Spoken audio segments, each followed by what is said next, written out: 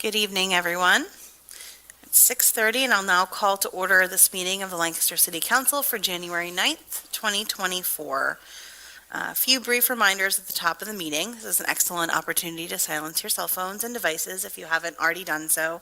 This meeting and its participants are being recorded. This evening, there will be several opportunities for public comment. If you wish to make comment, please do so at the microphone at the podium there so that you can be heard both here in the room and on the live stream. Comments must begin with your name and block of residence for the meeting record and should be addressed toward council. Comments are limited to 3 minutes per speaker and should address issues that have or may come before council as legislation.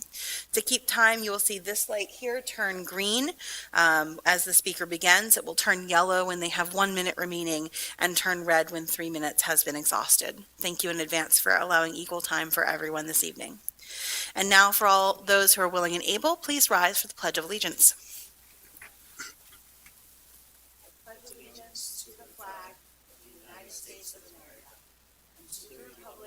Which stands one nation under God, indivisible, with liberty and justice for all.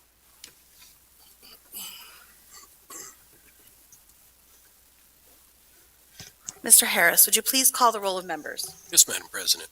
Mr. Met. Here. Mr. Roya. Here. Mr. Glees. Here. Ms. Craig. Here. Ms. Diaz. Here. Mr. Hirsch. Here. And President Baker. Here. All right, our next item is the approval for the minutes for the January 2nd, 2024 meeting. Motion to approve. Second. We have a motion and a second. Are there any council comments on the minutes? Hearing none, Mr. Harris. Mr. Met. Aye. Mr. Roya. Aye. Mr. Glees. Aye. Ms. Craig. Aye. Ms. Diaz. Aye. Mr. Hirsch. Aye. And President Baker. Aye. Next item on our agenda is proclamations, honors, awards, and resolutions of recognition. Do we have any of those this evening, Mr. Harris? We do not, Madam President. Thank you very much. The next item is public comment period. This period is reserved for residents who have contacted the city clerk prior to the meeting to request the opportunity to address city council. Again, if you're speaking this evening, please do so at the podium and begin with your name and block of residence for the meeting minutes. Do we have anyone who called ahead, Mr. Harris? We do, Madam President. First, we have Danielle Kepperling. Thank you very much.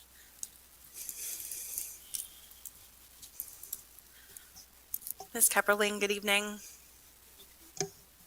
Just make sure you see the green light there. Oh, okay. Up there, it's red. Oh, that's really loud.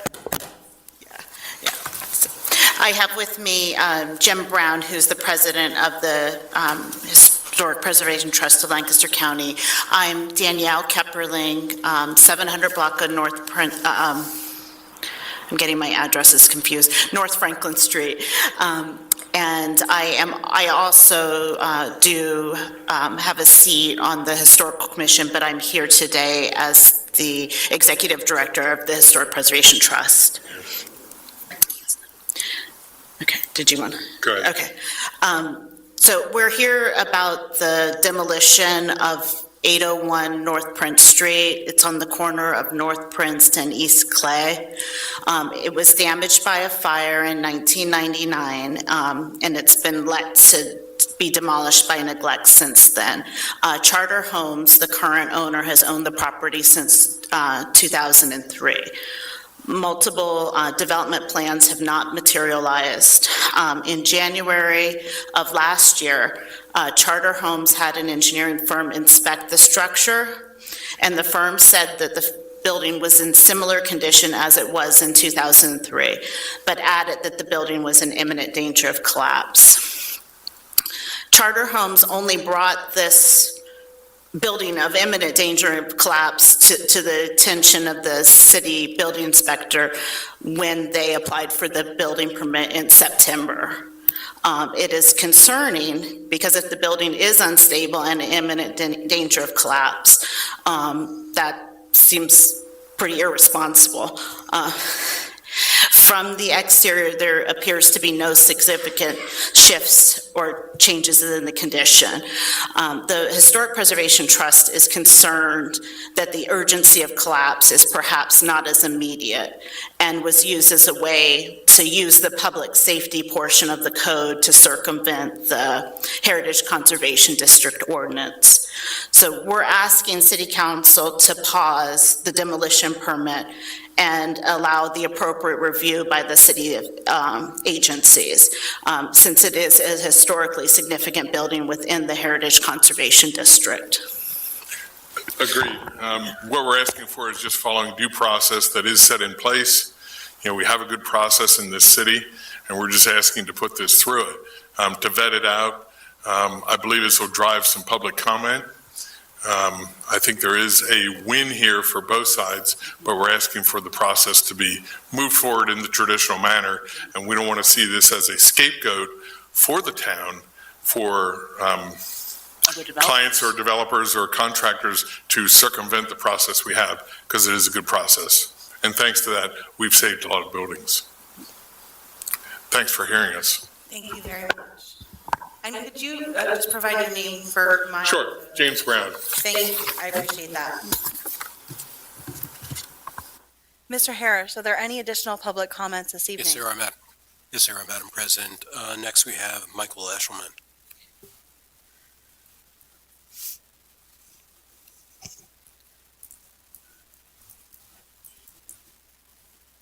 Good evening, Mr. Eshelman. To what the trusts were, and other than saying that the engineer's report seemed to be a cursory report that could be applied to almost any old building, they never detailed where the imminent collapse was supposedly coming from. They didn't point to any particular thing, so I think that the least the city could do is force the developer to have a second opinion or a more detailed opinion of what the imminent collapse would be, or to hire their own to, since the inspector evidently wasn't able to get inside, to hire another inspector or engineering firm to do a review of the building before you allow the demolition to occur. So tonight I was just asking that you think about pausing the demolition permit, because I mean, the guy could show up there tomorrow and the building could be gone. But it's a very special building. I've admired it for a long time, and I think the facade's worth saving. That's all. Thank you.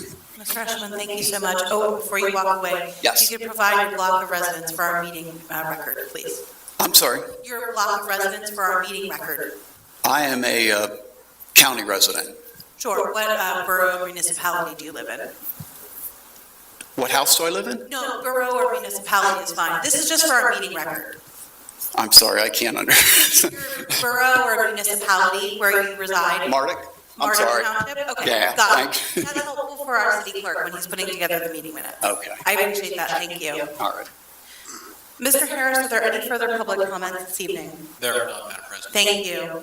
At this time, just because we do have a couple of comments that were for the same item, I would ask Mayor Sirachi to provide an update from city staff regarding this property. I believe you good. have one. Thank you. Yes, thank you. Thank you, Council President. The city administration has received questions from residents and stakeholders about the Gunzenhauser Bakery site at the corner of North Prince and Clay Streets. I would like to share with City Council and the public what has happened in recent months and what to expect looking ahead. Starting with a little history, the city's property inspectors inspected the site and finding multiple violations, condemned the property in the spring of 2021. Following the condemnation, the property moved to the city's Property Reinvestment Board in the summer of 2022, where the board made a finding of blight, and the property was poised to move to the Planning Commission to affirm the designation of blight. At that time, the property owner, Mr. Bowman of Charter Homes, began meeting with the city to discuss rehabilitation and redevelopment scenarios for the site. After a few of these conversations, the city recommended that Charter Homes conduct a structural analysis of the buildings to determine the severity of the issues and the options for corrections. Charter Homes hired a licensed engineering firm who produced an assessment report.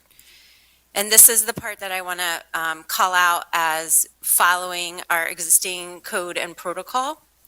It is the city's chief building official who reviewed the details of that report, had back and forth with the structural engineer, and conducted his own site visit.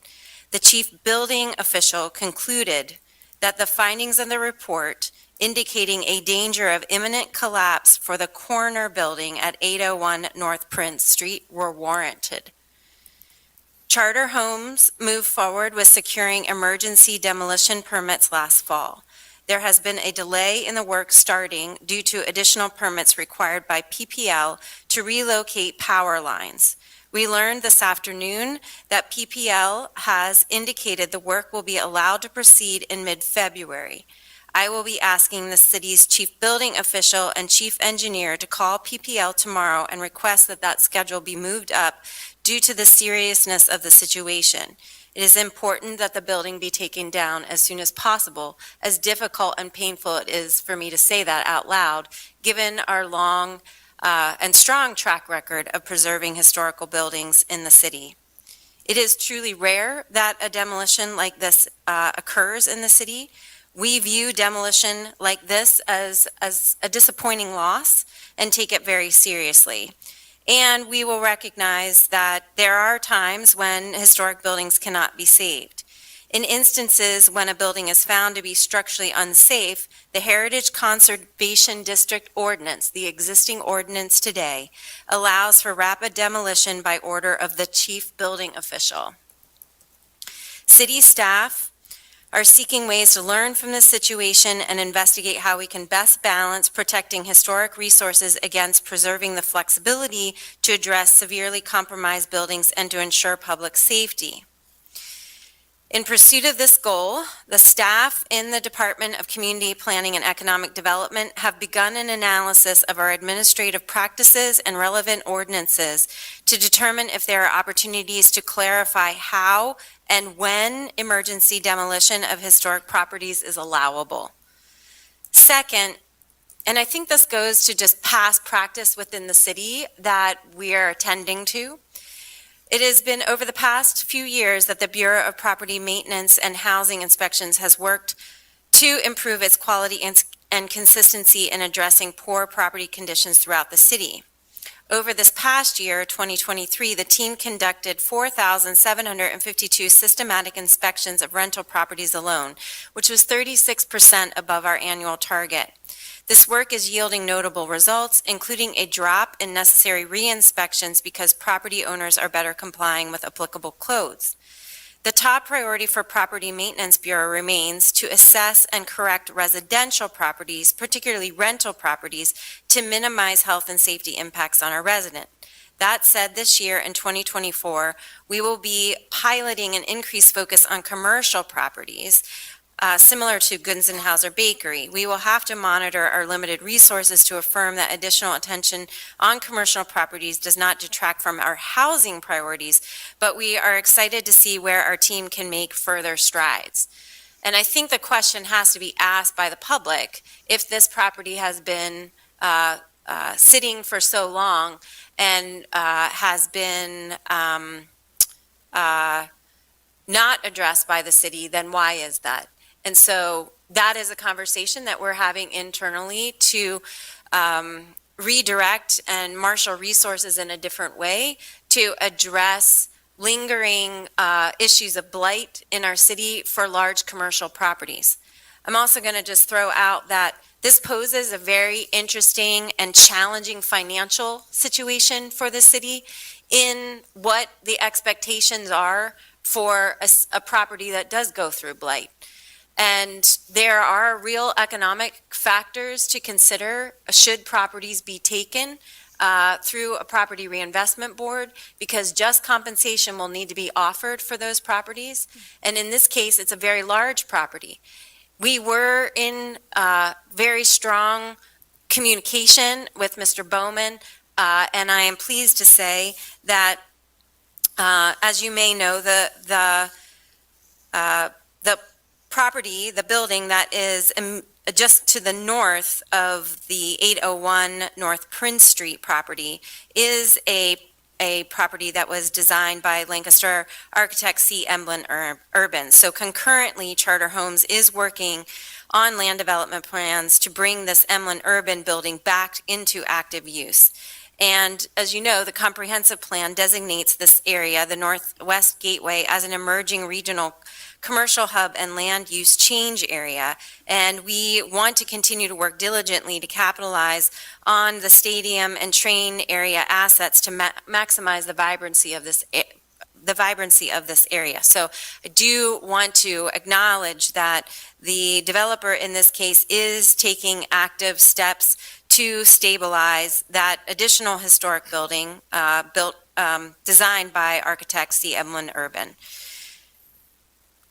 There's going to be a lot more to say about this issue. I believe that we share some of the same concerns of not wanting to allow this to be an end run or to be an example to other developers about how to go around the other protections that we have for our historic properties in the city.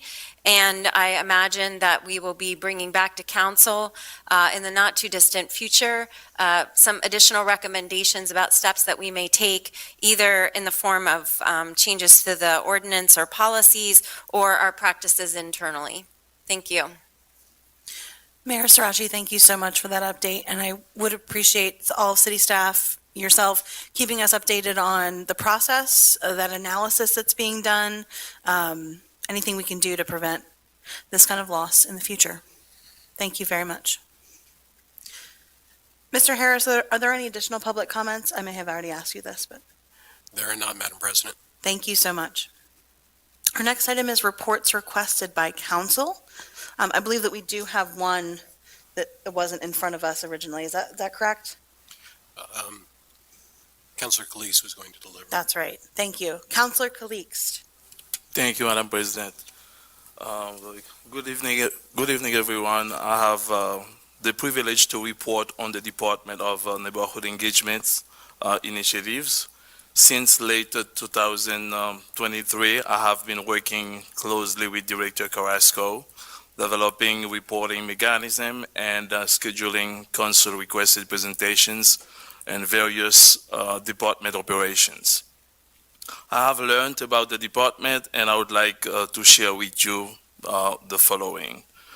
And in 2018, the department started as an office within the mayor's office, focusing on resident engagement and improving access to decision makers at City Hall. In 2021, it's expanded with the integration of reception and Lancaster Office of Promotions, broadening its scope to leverage assets and partnerships for the city's quality of life and economic vitality. And in 2022, City Council established the Department of Neighborhood Engagement, emphasizing the city's commitment to intentional community engagement and capacity building. As of December 2023, the department has a new structure, and the new structure is as follows: Office of Language Services, Bureau of Tourism and Promotion, and Bureau of Civic Engagement. The Office of Language Services ensures language access for all residents, empowers the city staff through training, tours, and policy guidance, and the Bureau of Tourism and Promotion manages special events, markets the city, runs the Welcome Center, and permits public space use. And the Bureau of Civic Engagement ensures resident participation in city processes, manages programs like a Neighborhood Leaders Academy and Love Your Block, and oversees reception and city's 311 system dubbed to fix it. In upcoming presentations, we will learn more about each bureau's initiatives. And the first, scheduled for Tuesday, February 13th, will focus on the tourism master plan. Stay tuned for more updates on the department's initiatives. Thank you. Thank you very much, Councilor Calix. I look forward to hearing those. And I appreciate your work with Director Carrasco in this new department. We did previously have a direct council link to that department as we do with some of our others, so I appreciate you taking that on. Thank you. I'm very excited to work with them. Thank you. Our next item is reports of committees of council meetings. They were actually held earlier this evening at 5 p.m. or a little after because of traffic commission going a little long. So we'll start with the Public Safety Committee. Councilor Diaz. Yes, the Public Safety Committee did meet, and we will be bringing forward for a vote administration resolution number 03-2024, and it's related to hiring for additional firefighters. And that will be brought up in legislative agenda. Thank you, Councilor Diaz. Public Works Committee, Councilor Hirsch. Thank you, Madam President. The Public Works Committee did meet, and we brought forward two resolutions that will appear on our agenda later this evening. Administration Resolution number 01-2024, authorizing transfer of funds from the Enterprise Loan Fund to the Sidewalk Repair Loan Program, and Administration Resolution 02-2024, authorizing acceptance of a planning grant for the Conestoga Boardwalk Project. And that concludes the report for the Public Works Committee. Thank you very much. Economic Development Committee, Councilor Ahmed. Thank you, Council President. The Economic Development Committee did not meet. Thank you. Finance Committee, Councilor Arroyo. Thank you, Council President. The Finance Committee did not meet. Thank you. Community Planning, Councilor Craig. Thank you, Council President. The Community Planning did not meet. And Personnel Committee, Councilor Calixte. Thank you, Madam President. The Personnel Committee did meet earlier this evening and review nominations to the Lancaster City Housing Authority and Public Art Advisory Board. That concludes my report, Madam President. Thank you very much. We'll move now into our legislative agenda for this evening. And the first items are those nominations for appointment. Councilor Calixte. Thank you, Madam President. I move to approve the appointments of David Cruz Jr. to the Lancaster City Housing Authority for a term from January 9th, 2024 to November 21st of 2028. Second. Sorry. Did you have any further, Councilor Calixte? I just want to make sure that you got to complete them. I know you had a number on your agenda. I have, that's the only, yes, I have others. Okay. I'm Yes. going to just I'm going to rewind for just a moment because I know, Councilor Calixte, you have others. I'll let you finish your motion. Okay, thank you. Go ahead. And I also move to approve the appointments of Rachel Fanning Hales to the Public Art Advisory Board for a term from January 9th, 2024 to July 31st, 2025. And Keisha Finney to the Public Art Advisory Board for a term from January 9, 2024 to July 31st, 2025. And reappoint Sisavath Hongvantong to the Public Art Advisory Board for a term from July 31st, 2023 to July 31st, 2025. And Barry Kornhauser to the Public Art Advisory Board for a term from July 31st, 2023 to July 31st, 2025. Second. Thank you very much. I knew that he had a handful there. We have a motion and a second on the appointments and reappointments. Any council comments on those? From the public? Hearing none, Mr. Harris. Mr. Ahmed. Aye. Mr. Arroyo. Mr. Calise. Aye. Ms. Craig. Aye. Ms. Diaz. Aye. Mr. Hirsch. Aye. And President Bacon. Aye. Our next item is resolutions. Administration Resolution Number 1, 2024. Mr. Harris. Yes, Madam President. A resolution of the Council of the City of Lancaster approving the movement of $750,000 from the Enterprise Zone Loan Fund to the Curb and Sidewalk Repair Fund. Motion to approve. Second. We have a motion and a second. Counselor Hirsch. Thank you, Madam President. This is a resolution that was discussed in Public Works Committee tonight, authorizing the transfer of $750,000 from the Enterprise Zone Loan Fund to the Sidewalk Repair Loan Program. Continuing to kind of, I'll take the words of Director Campbell, prime the pump, continuing to get the financing rolling for this program, and to basically ensure that the program is adequately funded for construction expected in 2024. Director Campbell, is there anything you'd like to add? Great. Okay. Awesome. Thank you very much, Counselor Hirsch. Are there any council comments on the resolution? From the public? Hearing none, Mr. Harris. Mr. Mann. Aye. Mr. Roya. Aye. Mr. Cleese. Aye. Ms. Craig. Aye. Ms. Diaz. Aye. Mr. Hirsch. Aye. And President Baker. Aye. Our next item is Administration Resolution Number 2, 2024. Mr. Harris. A resolution of the Council of the City of Lancaster, Lancaster County, Pennsylvania, declaring its commitment to successfully deliver the Conestoga Boardwalk Project, awarded funding by the Lancaster Metropolitan Planning Organization as part of the Connect 2040 implementation program on November 27, 2023. Motion to approve. Second. We have a motion and a second. This is also coming through Public Works. Counselor Hirsch. Thank you, Madam President.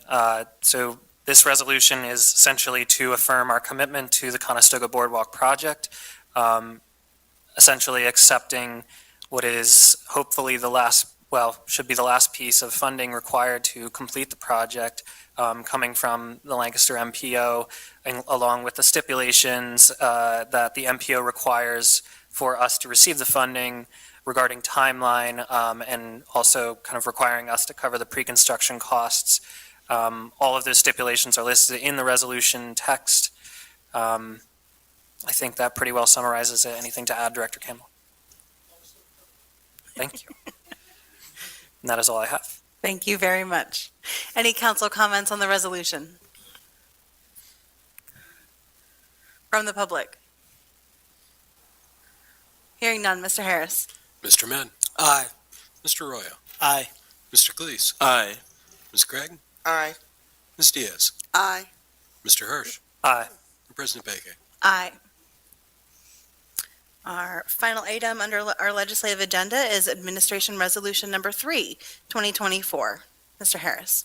A resolution of the Council of the City of Lancaster authorizing the conditional appointment of firefighters with the Bureau of Fire of the City of Lancaster. Motion to approve. Second. We have a motion and a second. Counselor Diaz. We met earlier, and the fire chief was here explaining that we have 4 firefighters that will be going out to training and will be hired. That would be Ryan Wisbell, Daniel Lucas, Vincent Aguirre, Omar Garcia. And normally what happens is that the firefighters will go to training, and after the training, if they pass, then they will be permanently hired with Lancaster City. So if anybody has any questions, I think we discussed this earlier. Thank you very much, Councilor Diaz. Council comments on the resolution? From the public? Hearing none, Mr. Harris. Mr. Mann. Aye. Mr. Roya. Aye. Mr. Cleese. Aye. Ms. Craig. Aye. Ms. Diaz. Aye. Mr. Hirsch. Aye. And President Baker. Aye. That concludes our legislative agenda for this evening. We're now moving to our second public comment period. This is open for comments about issues that were not previously on the agenda. Again, comments are limited to 3 minutes per speaker. I will be using my handy dandy light here to keep time. And please begin all comments with your name and block of residence for the meeting minutes. Is there anyone wishing to make public comment this evening? Come right on up to the podium, sir. Good evening.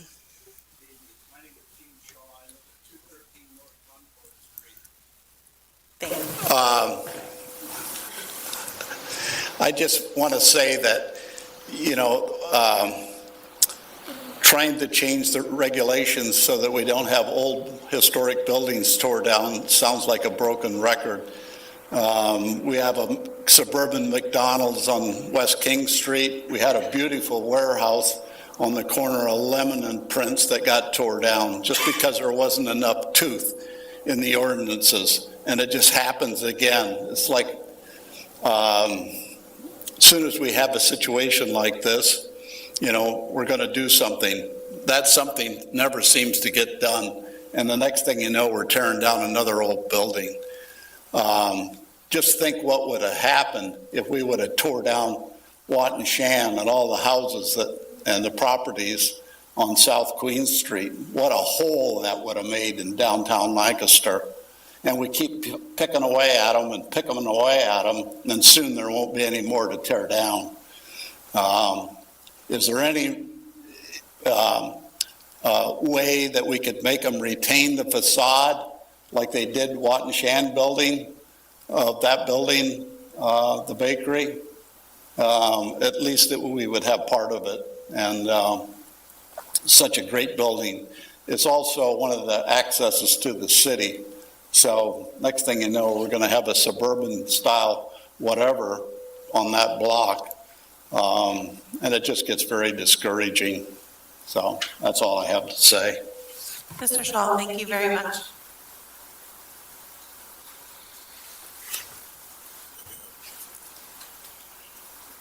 Good evening, Mr. Dastra. Hello. Tony Dastra, 700 block of New Holland Avenue. These are very impromptu comments. I just came from the library where I returned some books that were very, very late and recently realized that they have fee amnesty currently. So the reason I'm coming to you today and with these relatively unprepared statements is that, on the Home Rule Study Commission currently we're looking at taxing powers that the city does and doesn't have, and one power that the city does have is a library tax. So I would like to encourage council to look into utilizing the library tax come the next budget session at the end of the year for the year 2025 and forward. Because I think that the public is okay with taxes so long as they understand where those taxes are going to, what those funds are being utilized for. And libraries are a critical organization to, well, I would argue, the entirety of American democracy. In fact, municipal governments, in some scholars' eyes, are looked at as the schools in which we learn how to govern as people. I think it would be wise for the city of Lancaster to utilize the library tax in order to earmark those funds for the library going forward. I understand currently it's $110,000 contributed to the library annually, or at least for the 2024 year, I should say. I personally would like to see that number increase over time, but I believe utilizing a library tax and figuring out the logistics of doing so helps empower the residents to become better educated citizens and identifies what we're using those funds for. This is a very unique case where you have the ability to tax something for something specific like the library, and I hope that you consider that. Thank you very much. Thank you very much, Mr. Dastra. And thank you for your work on the Home Rule Study Commission. Are there any additional public comments this evening? All right, hearing none, we'll now move to the report of the mayor. Already given. Thank you. Thank you. The next item is the report of President of Council. I do have a very brief one this evening. I'm announcing that Councilor Hirsch will be serving as the council representative to the Property Reinvestment Board and the Public Art Advisory Board. Thank you for your service. Are there any additional council comments this evening? Hearing none and having concluded our agenda, I'll hear a motion to adjourn. Motion to adjourn? Second. A motion and a second. All in favor? Aye. Aye. We are adjourned. Thank you.